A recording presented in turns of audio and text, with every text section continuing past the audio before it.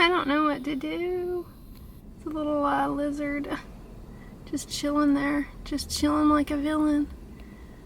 Oh good, he scampered off. There are a few placebo-controlled studies showing improvement in depression and anxiety on a few adaptogenic herbs, namely one called rhodiola, I believe. So there is some evidence that it does something. So anyways, and there is some evidence that some of these adaptogenic herbs do improve neurocognition. So maybe that's what I'm detecting with the turmeric chai elixir, ashwagandha, and the beauty dust. But anyways, I'm gonna buzz out.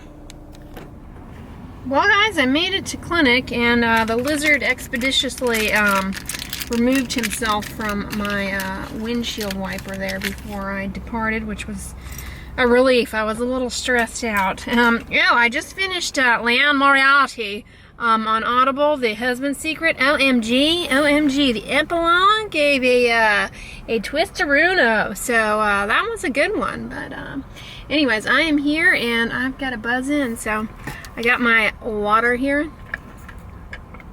I love this cup, guys, from Starbucks. I like it because it doesn't have the Starbucks logo on it. It just has this blank slate, and as Ali Sedalis pointed out on her fancy mug, it looks like a mermaid. So I think it matches with my new coolie. What do you guys think? Anyways, I'll check in with you guys at the noon hour and pan scan the adaptogenic tofu nuggets. So we had a tornado warning today, and it's like completely dark out, so the UV index is actually quite low today, but I'm keeping myself warm at least with Holy Bar. But here's my lunch.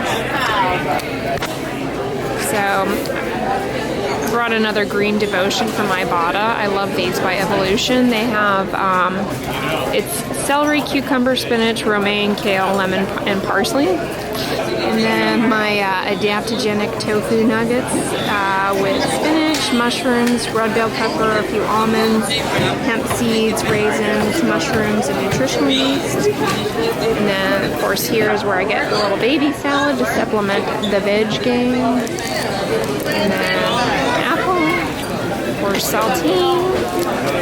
And this is my lunch tote. Somebody was asking me about it. I think I got this at Target. It's by the brand BYO. And then I, of course, bring a placemat and dishcloth because I'm just fancy like that. Full of a long view of the world. Her eyelashes and eyebrows were translucent to match her hair. Just stuff that calls out to you. So you know how I love the Kavita drinking waters, the Kavita fermented coconut waters. Well, on Ibotta, they had they had a $1 rebate on sort of a new version of it that's different. These Suja organic drinking vinegars. Have you guys tried these? I picked these up this week in my grocery haul because, the Kavita water is no longer in my Ibotta, and I really love those. I like to have things like this at night. But this is sort of a similar thing. It's, okay, so this flavor sounded really good to me. It's water, apple cider vinegar, hibiscus, coconut nectar, lemon, ancho chili, vegan probiotics, and stevia. So that's really cool. I'm stoked to try this. It's similar to Kavita in that it's very low sugar, and only has like 20 calories in this bottle. And then the other flavor I got is peach ginger. Ooh, how positively southern is this? I'm really stoked for this. This is water, peach, apple cider vinegar, lemon, ginger, coconut nectar, again, vegan probiotics, and stevia. So I'm really stoked for that. So yeah. Making the coconut, I'm really just enjoying making the coconut yogurt and not adding any thickener in it, and instead of adding thickener, just drinking it, like almost like kefir, but it's completely vegan with the coconut milk powder. I think I got the coconut milk powder on Vitacost, I want to say, or maybe Amazon. That I found was a really easy breezy way to make coconut milk yogurt with my vegan yogurt maker. So I've talked about the Skim on here before. It is a like fun little newsletter that I get to my email inbox every morning, and I started subscribing to it when I was a resident and really busy, and I like to keep up with current events as best I can, but I find that the news is overwhelming, and I don't have TV, and nor do I care to sit and watch TV. Somebody pointed me towards this. It's essentially just a little newsletter that you get in your inbox Monday through Friday, every day, Monday through Friday in the morning, and it just has a little summary of current events in just like 2 or 3 sentences, and they're sort of written wittily. I believe it's like college students who are interns somewhere, you know, college students who are studying journalism, and this is an internship or something for them. I'm not entirely sure, but they're cute. You know, it's witty. It's not abrasive. It's not particularly polarizing, at least it doesn't feel. But I've been sharing it, but I always have their information linked down below.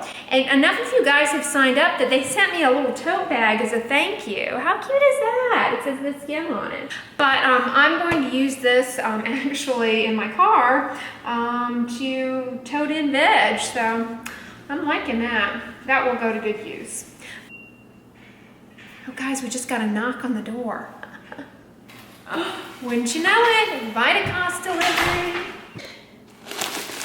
Okay, so I got Bob's Red Mill. I am a big fan of this textured soy protein, as you guys know.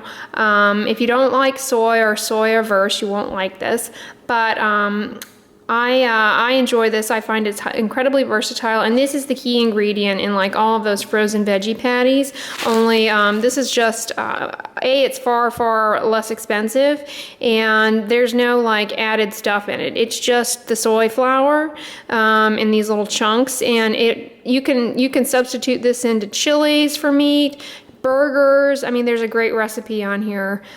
If you're fancy and you got some of these bad boys, you can do shirataki bolognese. There's a recipe for you. So yeah, speaking of shirataki, as you can see, I stocked up on the shirataki noodles. These are my favorite. I also got the shirataki rice for my shirataki kind of rice pudding oatmeal with the cauliflower rice. I mixed this in with raisins. And then I also got several bags of the Sea Tangle kelp noodles. I love these guys. One thing I will point out, you know, I mentioned the other night about sea vegetables and how a lot of the face masks that you get have seaweed extract in it, and that seaweed kind of has sort of a humectant property. Obviously it feels slippery, so I think that's why they make such great ingredients in masks, honestly. Similarly to the hyaluronic acid gel that I'm using on my face at night, because they just glom on water. All of them before, but anyways guys, I'm gonna get this stuff in the fridge. Oh, if you're wondering, these don't need to be refrigerated, I guess, but I like them cold, so I refrigerate mine. And once you take them out of the package, you just rinse them in water. The kelp noodles, you just rinse in water like over a strainer, and then you can put in like a Rubbermaid container with a little bit of water to keep them hydrated, what you don't use, or if you're like me, I just eat the whole bag. But anyways, I am gonna put this stuff away and head to the gym.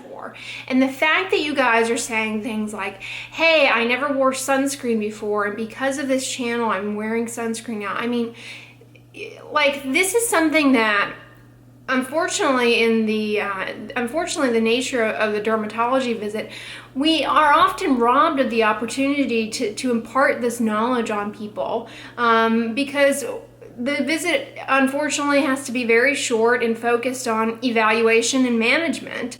And with this educational component, we're often robbed of enough time to really promote it and continue to re-emphasize it. So a lot of you have also mentioned that you have taken the initiative to start seeing a dermatologist or to see your healthcare provider for a skin check, and that, you know, is so fantastic that you're doing that. So I thought, you know, I would leave you tonight with some tips if you're headed to a dermatologist for the first time, or some things that, you know, might be helpful to know and to maximize efficiency for you, so that you're not robbed of time with the provider.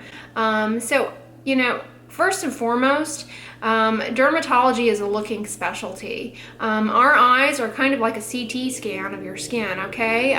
So we do our exam by looking. And so some tips: do not, ladies and gentlemen, do not wear any makeup. No makeup whatsoever. No foundation, no tinted sunscreen. This is even a day to skip your sunscreen, honestly, because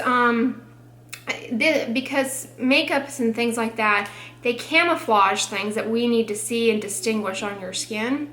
And so when you wear makeup to your visit, we try and wipe it off. That sometimes makes the skin red. It makes it difficult to evaluate. Second thing is, do not wear any nail polish whatsoever. People often don't appreciate the fact that dermatologists or specialists also have nail diseases, and there are many skin problems that also have nail findings. There are many systemic problems that have skin manifestations and or nail manifestations. So it's important for us to look. There are also skin cancers in the nail, so it's a very important part of our evaluation. Every dermatologist is different in terms of how they perform their exam, so it's okay to kind of feel them out a little bit, but one thing that you should not be alarmed about is we oftentimes you will be asked to get completely undressed except for a gown, and that can be very, very alarming when you're asked to get completely naked. But we're basically doing a CT scan of the largest organ of your body with our eyes, and so it's very important. It's a very important part of our exam.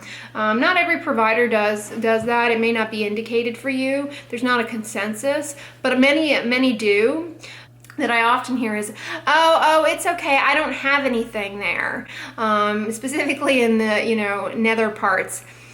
Okay, great, we believe you, but we want to see. Our eyes are trained in a special way to be able to distinguish things, and it's not that we disagree with you, but we want to see with our eyes because we then document that, and that's a very important part of your medical history, is a documented exam. Documented negative findings, objective findings are really, really important, because say something does develop there 3 or 4 years down the road, somebody can go back to your medical record and say, hey, Mrs. So-and-so saw Dr. XYZ for a complete skin exam, and there was absolutely nothing there at that time. That's really, really helpful.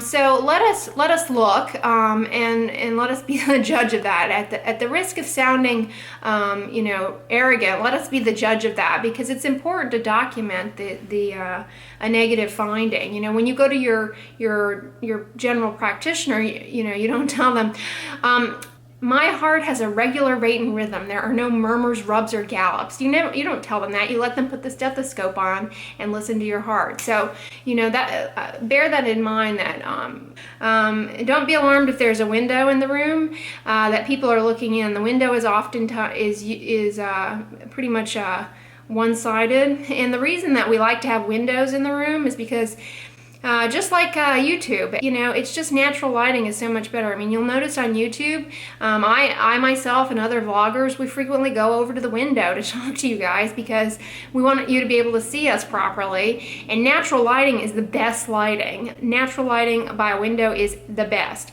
And, it improves our resolution and our detection ability to have natural light. It's not always available, but when it is, we take advantage of it and we let it shine because it helps us to be more accurate.